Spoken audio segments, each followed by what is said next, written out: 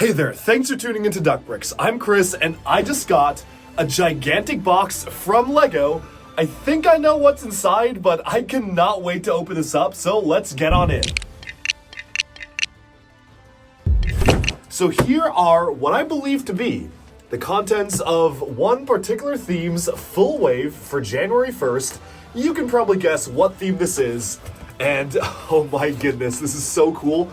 I'm going to caveat this by saying that yes, images of a lot of these sets have surfaced online. I actually got a chance to play around with a couple of these in person at Fan Media Days in Denmark in September, but for the most part, I haven't seen any images of the packaging whatsoever. So this is gonna be a total surprise. And yes, that is, oh my goodness. Whoa. Oh, wait, that's fascinating. Well, okay, first of all, these are, of course, the brand new Ninjago January sets. It looks like LEGO is changing the packaging for polybags next year and making them paper-based. This is something that I was always wondering when it would, LEGO would actually do this, given that they're changing a lot of those plastics over to paper.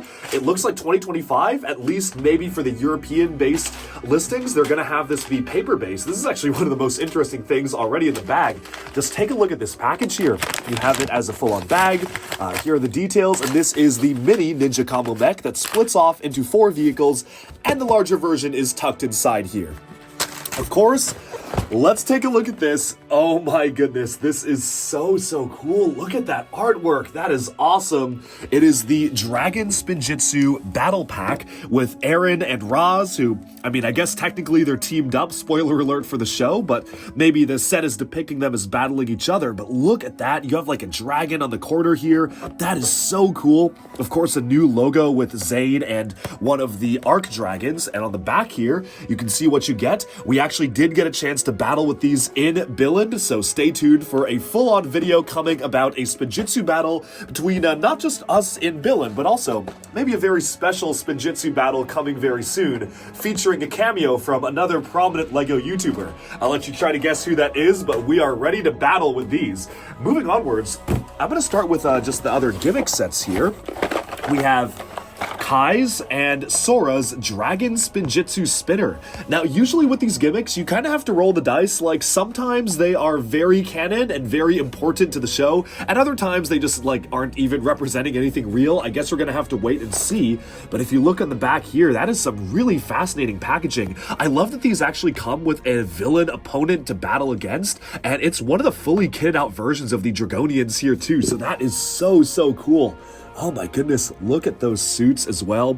That is really cool with the golden mask and a brand new suit for Kai there. Unfortunate that Sora is just using the same regular suit, although, you know, it's not that big of a surprise. I did see this one coming because we did get to play around with these back in September, but it is still really cool to see a brand new mask for the character as well. Okay, starting off, I'm already seeing some sets that I haven't seen before, so I'm very excited. This is actually a first one, Zane's Battlesuit Mech. It comes with Drix, who is the elemental master of Swarm, one of the Forbidden Five, and you can see that we have a new version of Zane here with the torso. Comes with the same version of Wildfire, but if I had to guess, this is probably a $10 set. Admittedly, it's not quite as good as the previous $10 set that we got earlier this year, which had 4 minifigures for $10, but 3 isn't too bad either, and it's really cool to get one of the Forbidden Five in a small $10 set.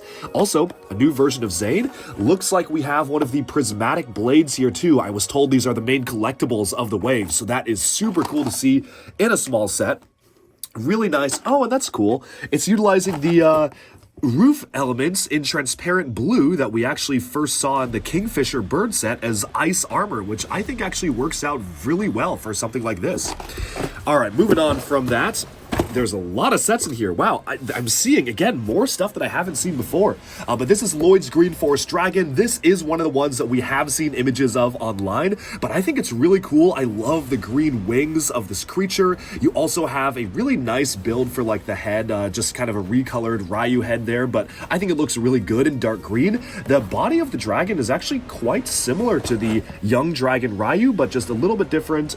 Unfortunate that you can't move these legs back and forth. They're just kind of on ratchet joints right there, but the click joints, I guess that's mostly so kids can be able to play with it, but I do like how you can pose the toes. A recolor of the baby dragon piece is super cute as well. The strange thing is that Lloyd is kind of in a mishmash suit, like he's using Season 1 of Dragon's Rising with Season 2 tournament armor and then Season 2 mech helmet, so I don't really know what's going on with that minifigure. It's kind of a strange one, but it is cool to get a Dragonian warrior or scout here as well. Okay, again, we're kind of going from smallest to largest, so we're going to see one. Ooh, wow, haven't seen this one yet. Oh, that's interesting. That's like the Lego Technic pullback logo. Weird. So this is Lloyd's pullback race car. To my memory, we've never gotten a pullback vehicle in Ninjago before. Looking behind me here, you can see all the different Ninjago vehicles, and we never actually have gotten something like this. So that is really interesting. And you can see that you have that, looks like the regular Lego Technic pullback motor factored into the back there. So that is super interesting. You have a Dragonian Warrior and Lloyd. No idea how much this one is going to cost. If I had to guess, like 20 bucks. It seems okay. It's interesting. It feels more like a Technic vehicle with a Technic at the front, but a very strange concept indeed for a Lego set.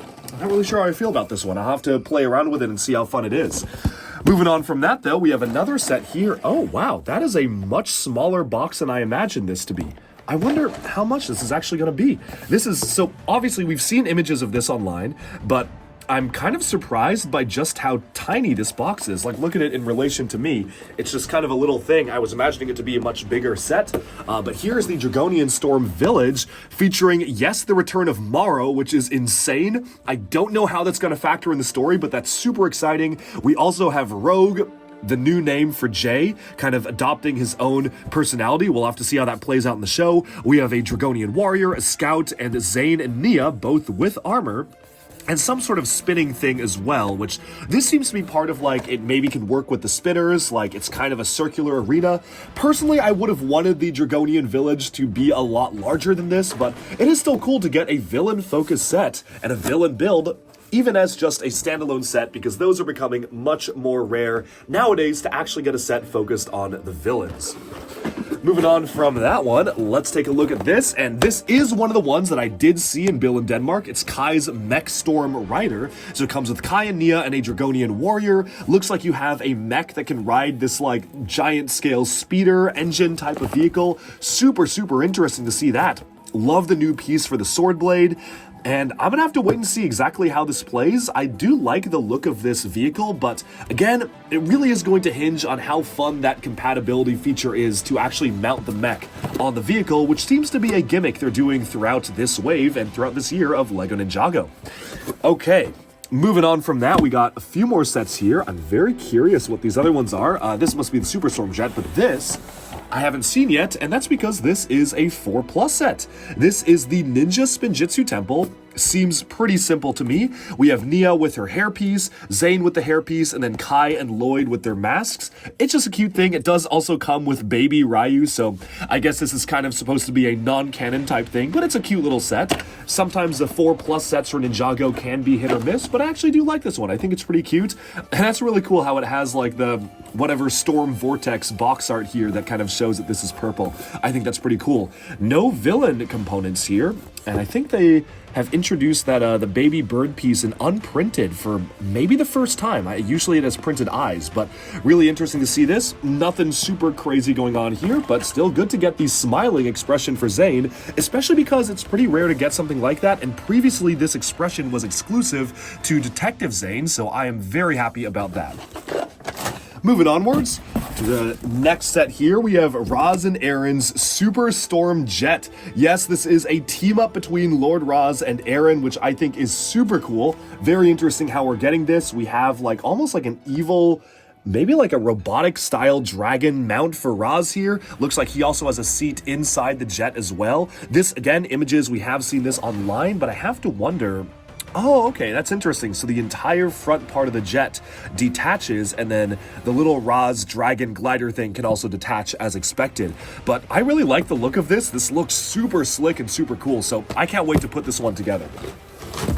And finally, We have the big boy. This is, I think, a lot of people's most anticipated set of the wave, and this is Zane's Ultra Combiner Mech. And as the designer said, this is not Zane's Ultra Combiner Mech. This is just Zane. Where you can, they've put him in the corner of the box, which is hilarious, where you just have Zane as a brick-built figure here in the corner. I think that's super cool. We got two Dragonians, Noct as a minifigure finally, which is so exciting. Pixel, Cole, and Sora. So great minifigure selection here.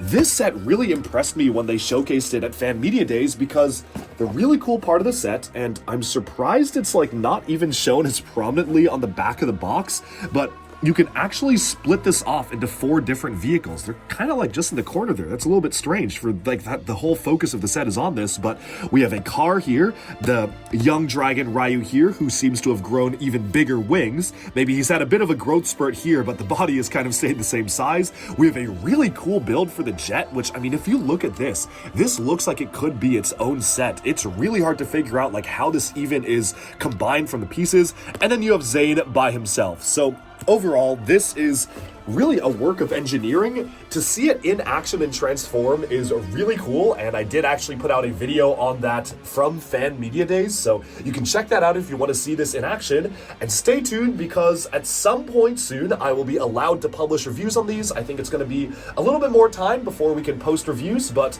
you know, this is an early sneak peek right now. And folks in the comments, let me know, out of all of these sets, which ones are you most looking forward to? Honestly, a bit of a smaller wave this time. I think that usually we're used to getting a lot of really big sets for Ninjago at the beginning of the year, but it looks like they're really trying to split up the theme into a January release, a March release, and a big June and August release, which makes total sense. But here we have it. This is the entirety, including the polybag, which is really nice. Usually I don't get sent the polybag, but this time LEGO decided to send it over. This is the entire wave of Ninjago January 1st, 2025 sets. Let me know which ones you're most looking forward to seeing, as well as building yourselves, and also let me know what you want to see reviewed first. I'm sure a lot of people are going to be asking about this one, but honestly, I'll be doing reviews on every single one of these sets, but do let me know in the comments which ones you want me to prioritize, and I will get to those first. That's all for this video. Thank you so much for tuning in to Duckbricks. Be sure to like and subscribe for even more LEGO news, reviews, discussion, and analyses coming your way very soon, and bye for now.